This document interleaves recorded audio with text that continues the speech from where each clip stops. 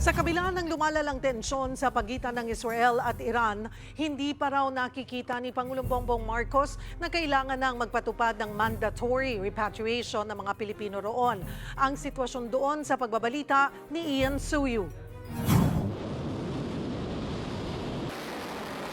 Kita sa ere ang paglulunsad umano ng Islamic Revolutionary Guard Corps ng missiles na yan.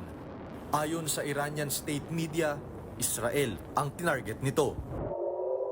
Halos magdamagan tuloy ang sirena roon, kasabay ng nagliliparang missiles sa langit. Ilan sa mga ito, nasasalag naman ng Israel, pero apektado pa rin ang Jerusalem. Patuloy din silang rumeresbak sa Iran. May tinira pa silang truck na may sakay umanong rocket launcher sa Teheran. Sa satellite images mula sa Maxar Technologies, kita ang pinsala sa ilang missile at air bases ng Iran matapos ang Israeli airstrikes. Kabilang sa mga nasira, mga gusali, tunnel at mga eroplano. Sa Teheran, umusok din ang ilang gusaling na bagsakan ng Israeli airstrike. Ayon sa Iran, higit 200 ang nasawi sa kanila.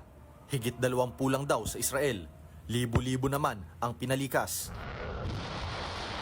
Nitong Biyernes nang ilunsad ng Israel ang pinakamalaki nitong air war sa Iran na inakusahan nilang nagde-develop ng nuclear weapon.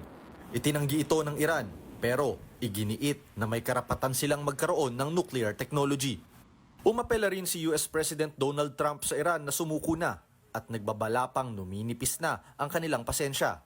Sa animated satellite images, makikita ang Fordo fuel enrichment plant ng Iran sa kabundukan. Ayon sa isang opisyal ng Israel, hindi pa nila tinatarget ang underground Fordo nuclear facility na ito, pero posible pa rin daw itong mangyari. Sabi ng Israel, malalim na ang tinamong pinsala ng nuclear ballistic at command capabilities ng Iran. The Iranian regime has spent years getting closer to a nuclear weapon.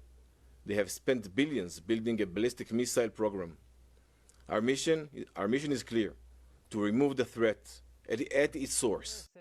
Ang Army Chief naman ng Iran, nagbabala na lumikas na ang mga nakatira sa Tel Aviv at Haifa dahil sa isasagawa raw nilang punitive operation. Sabi ng Iranian Foreign Ministry, mga ospital at residential areas daw kasi nila ang dinadali ng Israel.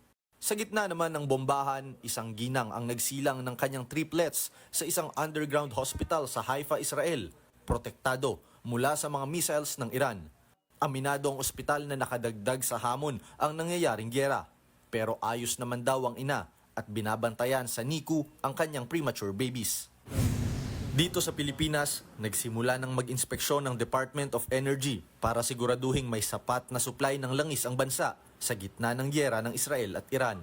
Inobliga ang oil companies na magsumite ng 30-day inventory ng krudo, habang may 15-day mandatory inventory naman sa mga produktong petrolyo.